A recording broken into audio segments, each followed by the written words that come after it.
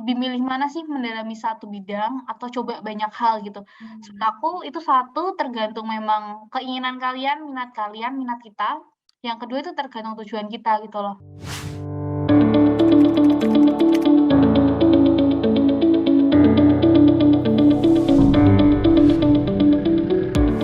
Kalau melihat ada both side gitu kan, menyenangkannya banyak tapi juga pressure-nya juga jadi banyak. Bagaimana sih teman-teman bisa melaluinya? Apa sih yang mendorong teman-teman sampai di titik ini tuh tidak hanya survive gitu ya, nampaknya kalau saya dengar tadi ya, tidak hanya survive tapi juga menjalaninya dengan optimal, menjalankan banyak hal. Sebenarnya apa sih yang mendorong teman-teman gitu ya? Ini kan itu aku curious banget gitu ya, karena mungkin beda gitu yang dialami dulu dengan sekarang. Oke, mungkin ini sih kalau aku sendiri ngerasa kayak kehidupan itu kan berat sih lah, gitu ya. Biar kita nggak serius-serius. Emang kayak kehidupan itu berat, kayak pasti adalah waktunya kita mau nangis lah, ada waktunya kita ngelakuin kesalahan, kita ragu. Cuman kalau dari aku sendiri, biarlah kita belajar gitu loh dari kayak kesalahannya kita, dari kayak ya kurang-kurangnya hidup di masa 20s ini gitu. Jadi kalau misalnya lagi susah-susah banget, ya udah ayo gitu kan diperjuangin. Cuman kalau misalkan emang lagi bisa happy atau ada hal sekecil apapun yang bisa dibuat happy, ya udah di-appreciate aja, dihargai gitu. Kayak misalkan di masa pandemi ini aku jadi lebih mengapresiasi waktu di rumah, waktu bareng keluarga, kayak sesimpel jadi ngobrol-ngobrol, terus habis itu kita bercanda karena ada hal-hal kecil yang lucu. Itu kan menurut aku kayak hal-hal yang jadinya sangat berharga ya, priceless juga gitu buat kita semua.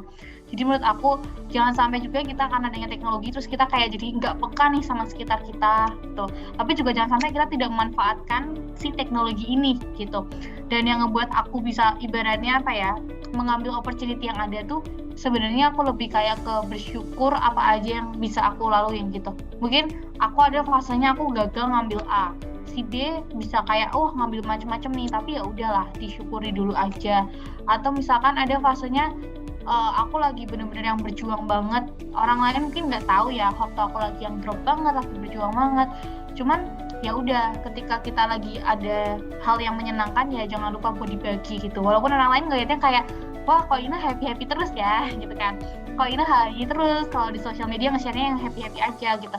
Cuman menurut aku kayak seberapapun di fase apapun kita, yang ngebuat aku bisa survive adalah memang ya udahlah bersyukur aja, karena apapun yang terjadi kayak mindset aku adalah apapun yang terjadi walaupun dengan cara yang lain, kalau kita balik ke detik itu maka hal itu akan terjadi di waktu yang sama, atau suatu kekecewaan atau suatu kesedihan tuh ya udah bakal terjadi di detik yang sama apapun jalannya gitu.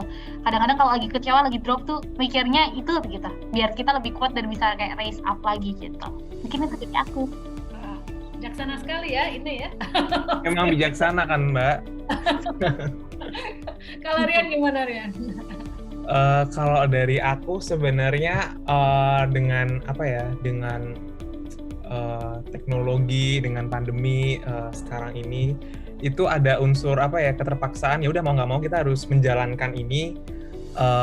Misalnya ya kuliah online, apa serba online di depan laptop,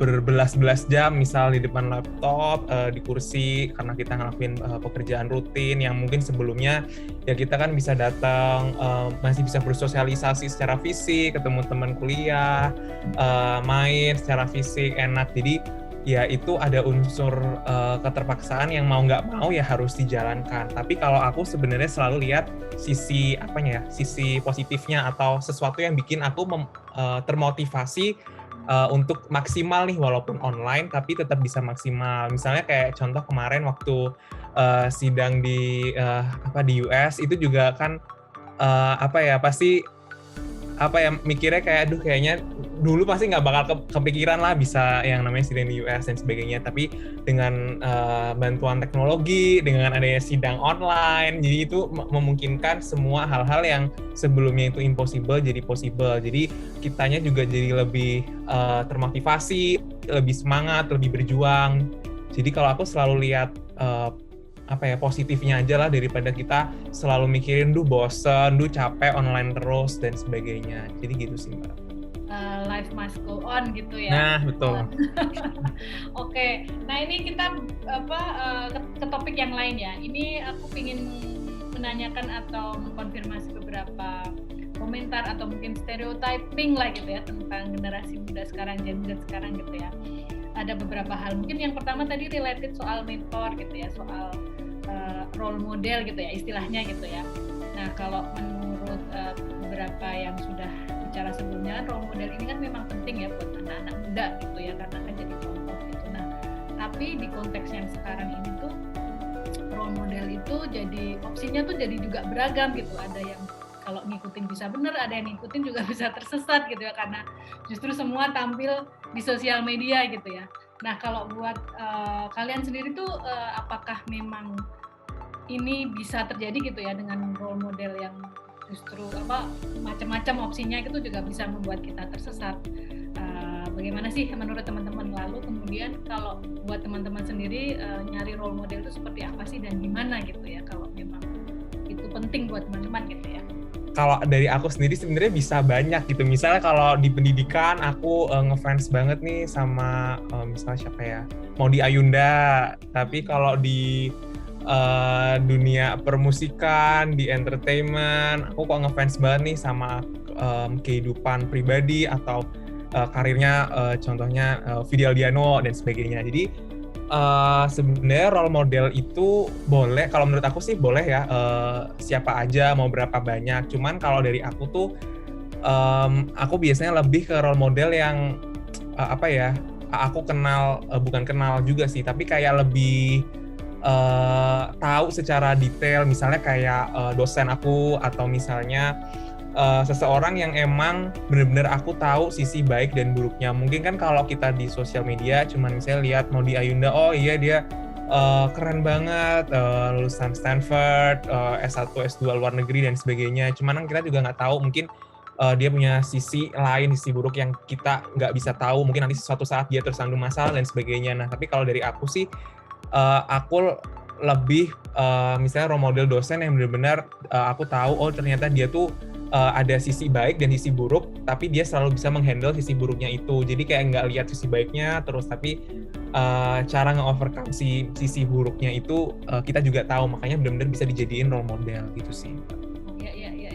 Iya ya, jadi malah yang deket-deket yang bisa dilihat gitu ya, yang dilihat seutuhnya gitu. Sebagai manusia kan nggak satu dimensi pastinya ya. Nah kadang sosial media tuh suka ya menyembunyikan hal-hal jadi satu dimensi aja gitu ya. Okay. Kalau ini gimana? Oke, sebenarnya aku setuju kayak kalau misalkan ngomongin role model itu kayak temen aku pernah dulu banget waktu aku masih awal perkuliahan tuh bilang, buat apa kayak kita itu misalkan benar-benar look up tuh orang yang kita nggak kenal sama sekali nih misalkan. Daripada kenapa nggak kita cari dulu inspirasi dari sekitarnya kita gitu istilahnya. Cuma dari situ aku berpikir bagaimanapun juga sosial media itu kayak ngebuka kita gitu nggak sih? Jadi kayak mau gak mau kita tahu orang-orang yang nggak deket sama kita, terus kita terinspirasi, itu kan juga boleh gitu kan. Jadi dari situ aku cari jalan tengahnya adalah ya udah aku coba buat selalu belajar dari sekitarku gitu.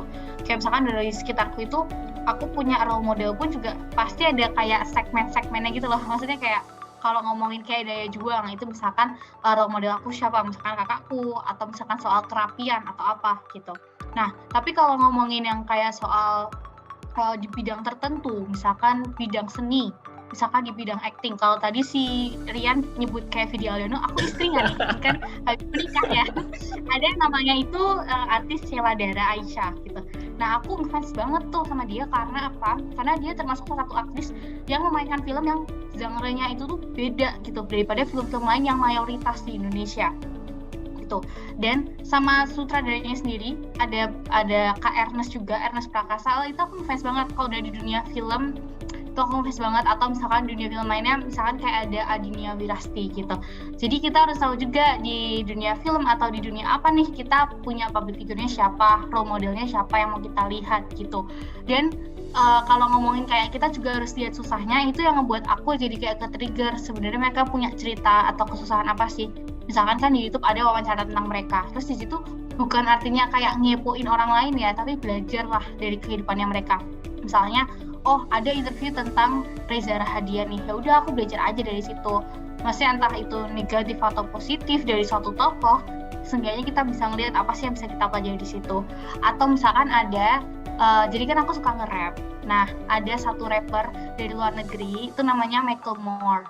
Di situ aku juga ngelihat, misalkan dia pernah interview sama anak kecil, terus dia nge-share kayak, oh lagu-lagunya dia itu ada dari sisi baiknya dia, ada sisi buruknya dia, sisi yang kurang baik gitu. Jadi ngebuat kita tuh bisa belajar dari berbagai sisi juga gitu. Nah, mungkin kalau dari lagu, aku bukan hanya ngelihat tentang penyanyinya itu gimana sih karakternya, tapi aku lihat ke karyanya gitu. Karena terkadang karya lagu orang itu dia menceritakan diri dia dan kita bisa belajar dari situ gitu. Mungkin gitu sih. Oke. Menarik ya, maksudnya contoh itu jadi penting gitu, dan tapi dengan opsi yang banyak itu juga pilihannya juga maksudnya bisa tidak hanya di satu terus diikutin terus, tapi apanya sih yang menarik dari si X, apanya sih yang bisa diikuti dari si Y gitu ya, macam-macam gitu ya, dan kita sendiri yang punya kontrol atas itu gitu ya. Yang penting tadi yang aku garis bawahi dari teman-teman kan memang nggak satu dimensi gitu, jadi jangan menganggap satu orang tuh ya itu sempurna begitu terus gitu ya. Benar kalau ada berita ini gimana? Iya, sorry. Nah, dan itu tuh bisa jadi kayak role model kita untuk meningkatkan diri kita gitu. Jadi misalkan kalau tadi aku look up ke Adinia Wirasti, itu membuat aku bersemangat atau termotivasi lah misalkan untuk olahraga, misalkan kayak gitu. Atau mungkin tadi Vidi Aldiano memotivasi Rian buat nyanyi lebih bagus lagi, biar sampai ada vibranya kayak Vidi Aldiano gitu. Jadi kan improvisasinya di diri kita, peningkatannya di diri kita jadi lebih tinggi lagi karena kita punya someone we look up to gitu sih. Oke, menarik nih ya. Kalau zaman saya dulu ya namanya role model itu lebih banyak satu dimensi itu, karena kan kita nggak tahu gitu ya, nggak banyak informasi yang kita dapat, bukan cuma dari majalah aja gitu ya, tapi cerita majalah kan nggak banyak gitu ya udah gitu. Tapi sekarang menarik ya teman-teman bisa menggunakannya untuk berbagai hal. Jadi tadi untuk olahraga ini, untuk bisa lebih berkualitas menyanyi begini, macam-macam gitu ya. Menarik. Nah, ini pandangan atau stereotip yang lain gitu ya soal aku nggak tahu ini apakah memang teman-teman personal atau juga melihat teman-teman sepantaran seumuran gitu ya, bahwa generasi sekarang itu memiliki kecenderungan mengambil informasi itu banyak dan cepat instead of mendalam gitu ya. Mungkin ini karena konteks teknologinya juga gitu. Kalau menurut kalian gimana, itu bener atau gimana? Jatuh kepilihan nggak sih, Yan? Iya, betul. Jadi kayak memang tergantung kita mau milihnya apa ya. Kayak sekarang tuh kan kita memang dimulai untuk secara mandiri dan bertanggung jawab menentukan pilihan kita gitu kan.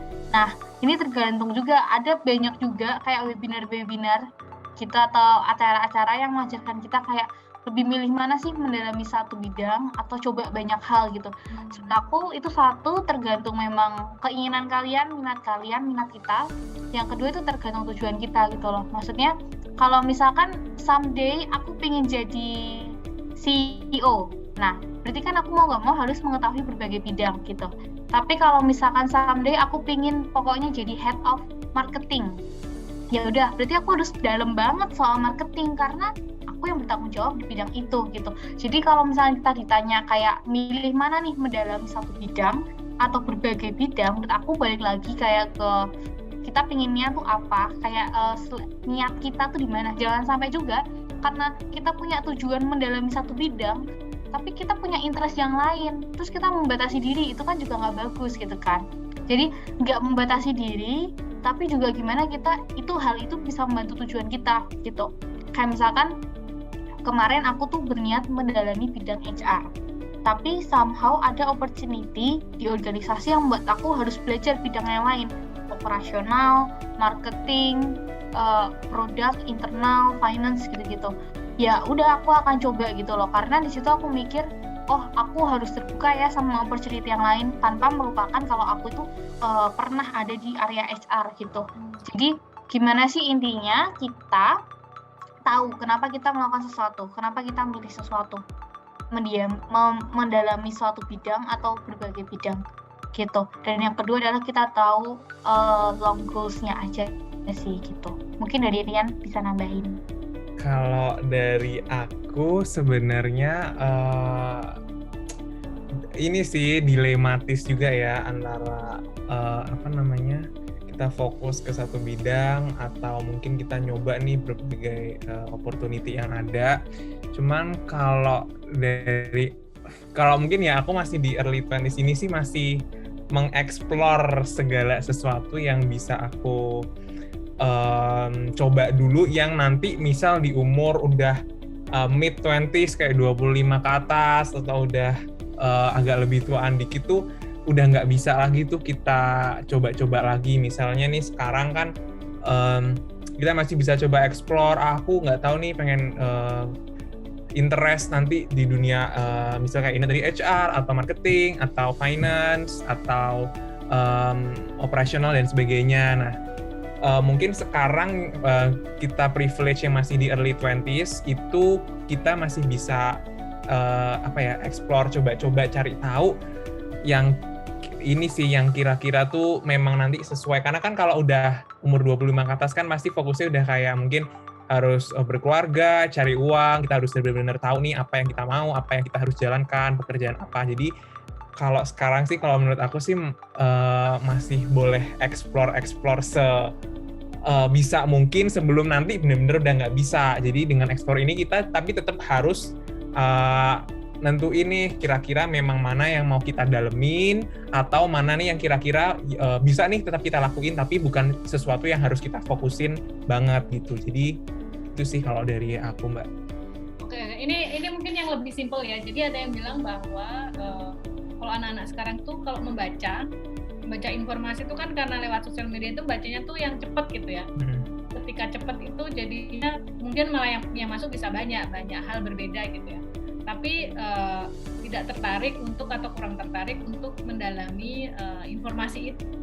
Jadi kayak baca judulnya aja atau satu paragraf udah cukup gitu.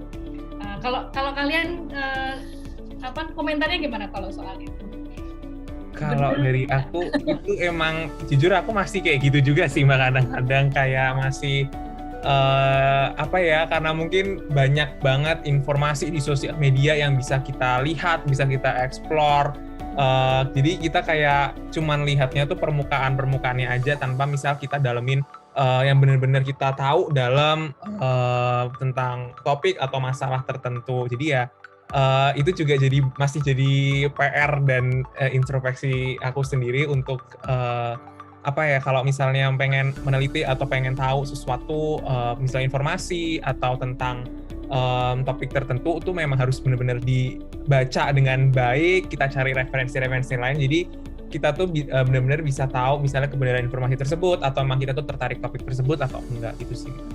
Ya. Kalau ini gimana? Jujur kalau misalkan ditanya kayak baca headline gitu kan, jujur iya, nggak kayak kalau lihat something, oke nih kita lihat judulnya, kayaknya oke, aku bakal kepo-kepoin terus sampai dalam. Ada juga banyak juga yang kayak ya udahlah lewat aja gitu kan.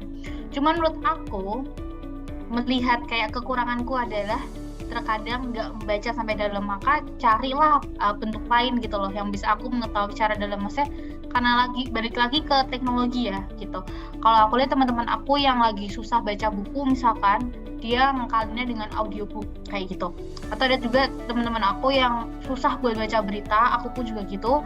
Aku ngakalinnya adalah dengan aku cari platform berita, ada BTW satu platform berita gitu yang dia itu tuh menyajikan berita juga tapi dalam bentuk macam-macam. Jadi ya berita biasa, tapi ada juga berita yang lewat kayak video di Instagram, Reels, terus kayak hal-hal yang lucu. Dan itu misalkan salah satunya tuh dari kontennya dari narasi gitu ya.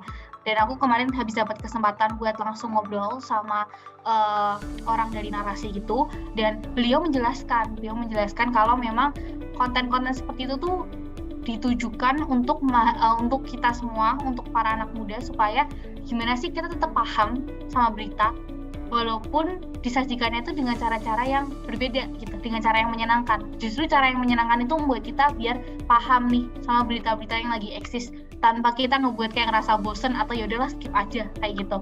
Kan tagline-nya mereka kayak #jadi paham gitu kan. Nah, jadi kayak menurut aku dari adanya medianya mereka itu, aku jadi terinspirasi buat oh ya kita nge-explore aja bentuk-bentuk baca berita yang lainnya. Janganlah kita berhenti pada kita nggak suka ini, kita nggak bisa sih ngedalamin ini, tapi kita harus cari cara lainnya, solusi lainnya. Mungkin lo aku itu.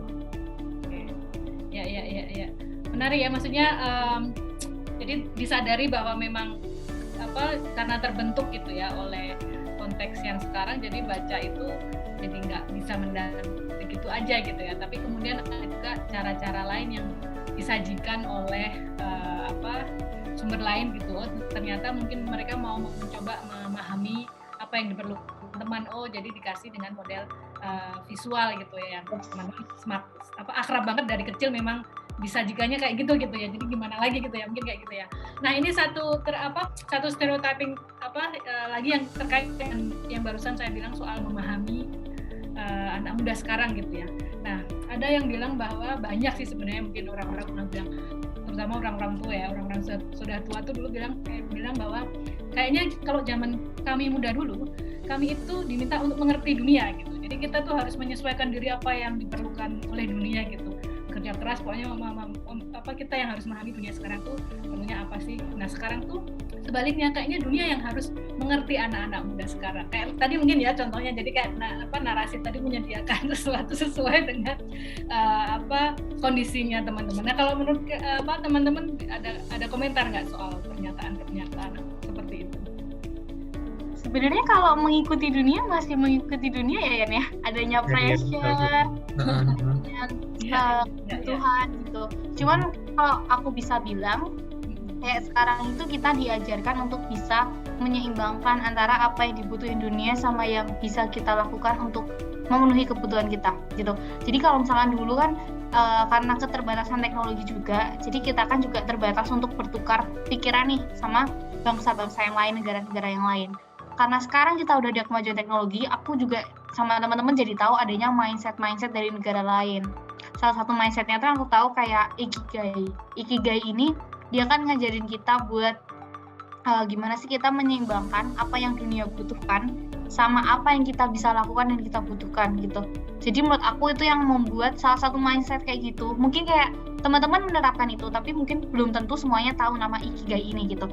Cuma dari beredarnya konsep Ikigai ini menurut aku kayak itu yang membuat generasi kita itu jadi lebih bisa melihat, menentukan gitu. Yang kita lakuin itu sesuai nggak sih, dibutuhin nggak sama dunia. Kayak misalkan tadi ada platform berita yang dia menyajikan berita dengan bentuk yang lain, menurut aku di situ dia ngelihat kayak ini memang dibutuhin sama kita, generasi kita, tapi juga dunia butuhkan. Jadi as long as bisa dilakuin, kenapa enggak? Mungkin lebih ke situ ya. Gitu. Mungkin dari Rian ada yang mau ditambahin? Mungkin pendapatnya beda. Sebenarnya sama sih pandangannya. Jadi kalau dulu memang orang-orang gitu pasti lebih cenderung harus cari tahu sendiri nih apa yang benar-benar dunia tuh lagi butuhin, yang mungkin memang benar-benar itu berguna buat dunia gitu. Cuman kalau sekarang ya benar-benar karena kemudahan yang ditawarkan oleh teknologi, terus juga selain teknologi faktor-faktor mulai dari sifat-sifat orang, mungkin orang dulu tuh beda lah pemikirannya sama sekarang yang mungkin lebih tertutup, belum terlalu dinamis, dimana sekarang tuh orang-orang misalnya lebih terbuka nih dengan isu-isu tertentu, dengan keberagaman yang ada karena berkat teknologi juga. Nah jadi betul sih sekarang tuh ya bukan berarti dunia yang harus tahu kita 100% gitu ya, cuman dengan kemudahan yang semuanya ditawarkan tuh kita nggak terlalu harus effort untuk tahu bener-bener apa yang dunia lagi butuhin, karena hal-hal kecil yang udah kita bisa scroll lewat media sosial, kita tuh udah tahu lebih banyak dan lebih cepat tentang dunia, jadi kita bisa lebih explore lagi dan dan karena itu juga jadi lebih kompetitif kan. Jadi ya kita tetap juga harus berusaha sih untuk tahu apa yang memang dunia lagi butuhin walaupun tidak se-effort zaman dulu gitu sih. Ya. Saya jadi ingat, jadi yang saya temui juga di generasi muda sekarang itu yang menarik dan sangat maju itu adalah juga soal ini ya, keterbukaannya pada berbagai perspektif gitu ya, lebih egaliter, lebih memahami banyak hal yang dulu tuh orang against itu langsung gitu, kalau nggak seperti ini dijauhi atau apa. Sekarang tuh lebih terbuka, dan itu yang personally aku embrace banget gitu ya, lihat anakku sekarang pemikirannya sangat terbuka. Dan mungkin ini juga positif dari salah satu yang positif dari teknologi tadi ya, yang mudah disajikan, banyak tahu pandangan-pandangan yang lain, ternyata jadi banyak membuka wawasan. Nah, ini pertanyaan terakhir ya.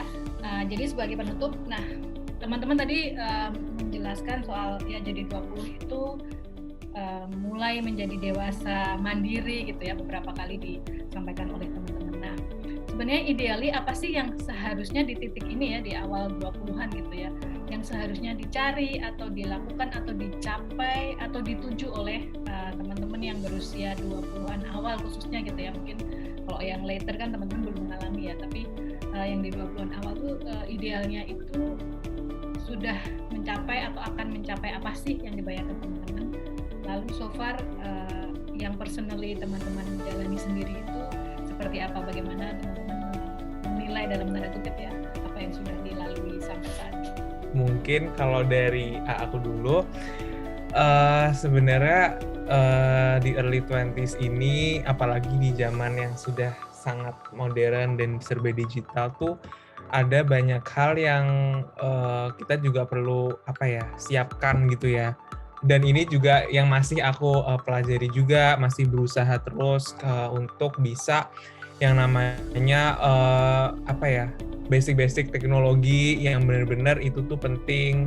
Misalnya tentang data insight, terus mungkin belajar dikit-dikit lah tentang bukan programming yang coding dan sebagainya ya, cuman tentang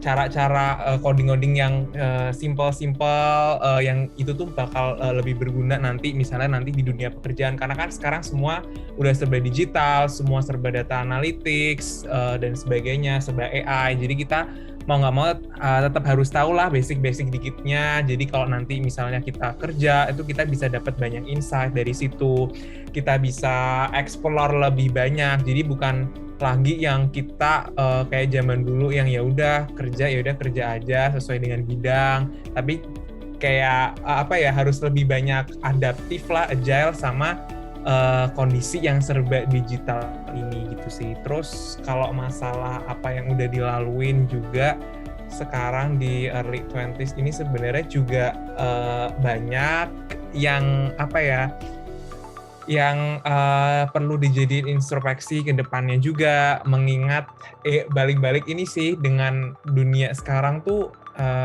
somehow merasa lebih keras untuk bisa kompetitif dibandingkan yang lain, karena dengan dunia digital tuh kan semua orang tuh punya kesempatan yang sama, punya privilege yang sama juga, asalkan kita mau akses ke teknologi, browsing dan sebagainya tuh semuanya tuh bisa lah semua dilakuin. Makanya dari situ kita harus punya sesuatu yang itu jadi keunggulan diri kita yang mungkin orang lain semuanya nggak punya gitu. Jadi kedepannya banyak hal sih yang masih perlu untuk dipersiapkan, direncanakan, dicapai, jadi bisa lebih matang lah gitu sih kalau dari aku, Mbak.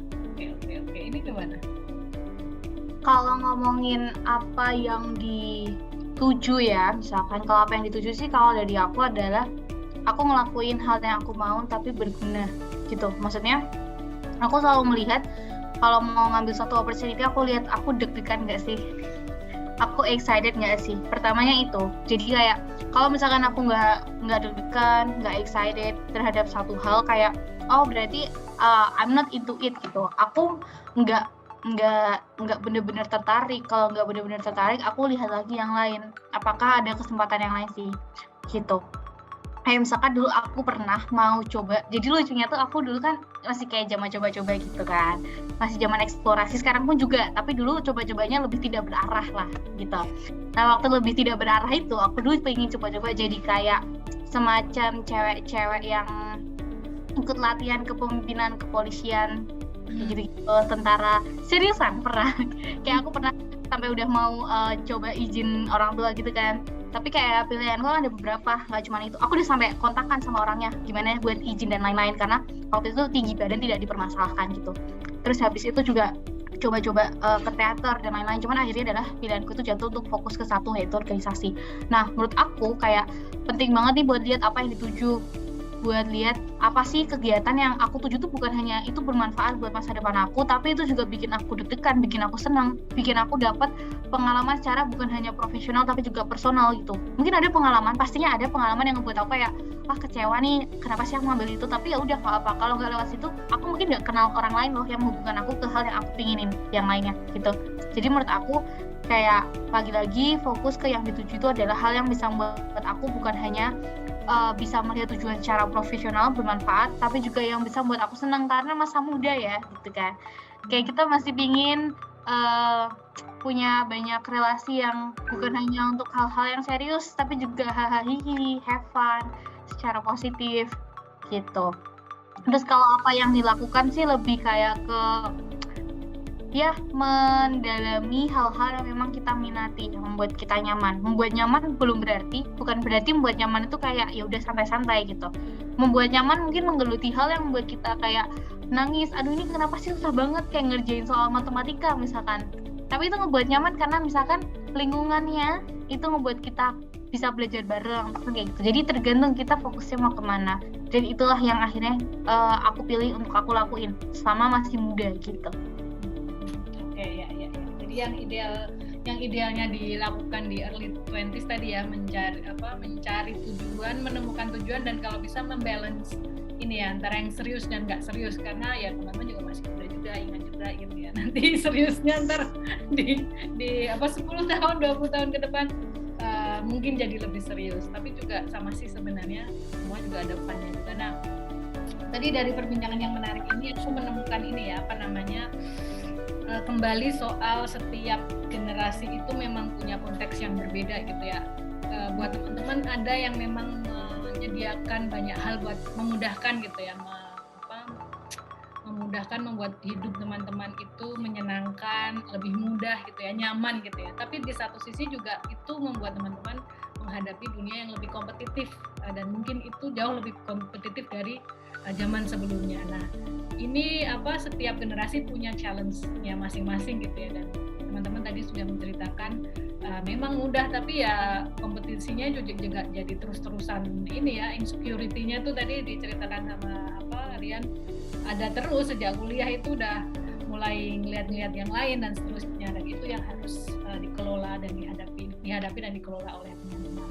Nah, sebagai penutup, teman-teman kalau misalnya punya pesan gitu ya buat yang sebaya atau buat yang lebih muda gitu, yang sekarang SMA, yang sebentar lagi menyusul teman-teman memasuki 20-an, apa sih yang mungkin bisa disampaikan ke mereka gitu, hal-hal baik atau tips-tips apa gitu untuk menjalani masa-masa mereka.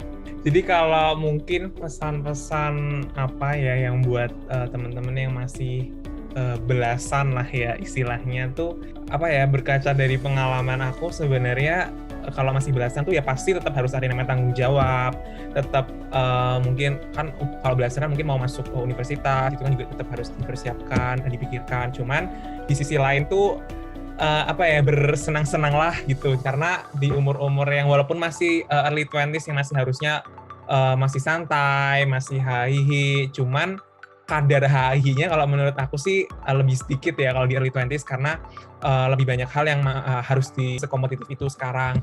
Makanya kalau masih SMA atau SMP, mungkin SMA ya, kalau masih SMA tuh lebih banyak selain mengeksplor diri tentang interest bidang apa yang kira-kira menarik nih untuk didalami nanti kalau udah kuliah atau mungkin di luar kuliah, misalnya ambil kursus, misalnya masak, aku suka masak nih, jadi aku mau nanti kepikiran aku tetap mau kuliah, cuman aku nanti mau kursus baking, aku jadi lebih banyak mengeksplor, terus juga bersosialisasi juga sama teman, karena justru waktu masuk kuliah ini semakin menyadari bahwa kekuatan sosialisasi, koneksi sama teman itu luar biasa penting, karena itu juga nanti related sama yang namanya pekerjaan. Karena kan kita nggak tahu nih, misalnya 10 tahun lagi teman kita yang dulu masih hahihi udah jadi direktur, udah jadi menteri, kan nggak ada yang tahu. Jadi the power of connection itu sangat penting sih kalau menurut aku. Makanya selain hahihi, tapi juga menjalin hubungan yang baik gitu dengan siapa aja, karena kita nggak tahu kan, gitu sih. Oke, terima kasih Rian. Kalau Ina? Kalau dari aku, selama kita masih muda, buat teman-teman semuanya, juga buat Rian di sini, juga buat diri aku, kayak sama kita masih muda, banyak-banyaklah explore sih. Maksudnya explore itu adalah hal yang membuat kita happy, tapi juga kita bisa bermanfaat. Dan yang terkadang dilupakan adalah kita lupa buat kayak gimana sih kita bermanfaat untuk orang lain gitu. Jadi coba biasakan diri dari early 20s ini untuk melakukan hal yang sesuai sama tujuan kita, bisa kita nikmatin lah ibaratnya, nggak selalu hahi tapi kita bisa selalu nyaman lah di situ. Dan yang terakhir adalah kita bisa memberikan manfaat untuk orang lain di situ, karena menurut aku hidup itu ya tentang gimana kita membagi manfaat ya, menjadi bermanfaat buat orang lain gitu. Jadi jangan sampai kita hanya membuka mata untuk tujuan kita, tapi kita juga ingat kalau kita hidup juga untuk alasan sosial kita, untuk orang-orang di sekitar kita. Jadi mungkin lebih ke situ. Terima kasih. Oke, terima kasih banyak Ine dan Rian atas waktunya. Ini jadi panjang ya. Selalu Seru banget. Terima kasih banyak, insight-nya banyak sekali. Mungkin teman-teman yang mendengarkan nanti punya insight masing-masing. Tapi yang barusan saya pikirkan adalah kemarin tuh ada teman dari generasi X yang bilang bahwa sebenarnya usia itu umur itu sebenarnya adalah hanya media untuk menjalani hidup gitu ya. Nah, ini ketahuan ini ternyata terbukti di usia 20-an pun teman-teman menjalani hidup dengan baik, dan banyak kebijaksanaan yang teman-teman wisdom yang teman-teman sampaikan dengan caranya sendiri di konteks usianya sendiri. Jadi memang sepertinya tidak masalah berusia berapapun, asal ini ya menjalani hidupnya dengan baik, tahu dirinya ada di mana, dunianya sekarang seperti apa, dan yang penting tadi yang mandiri, tahu sebenarnya apa sih yang dimaui dan kemudian mau dituju. Dan yang penting tadi teman-teman terus introspeksi, memperbaiki diri terus gitu ya. Oke teman-teman, terima kasih sekali lagi, terima kasih banyak untuk waktunya. Good luck untuk perjalanan selanjutnya teman-teman yang masih panjang. Jangan lupa have fun juga gitu ya. Mengingatkan juga gitu sebagai fun-nya juga masih banyak sih. Pasti akan menemukan cara-cara fun-fun yang lain. Oke, kalau begitu, bye.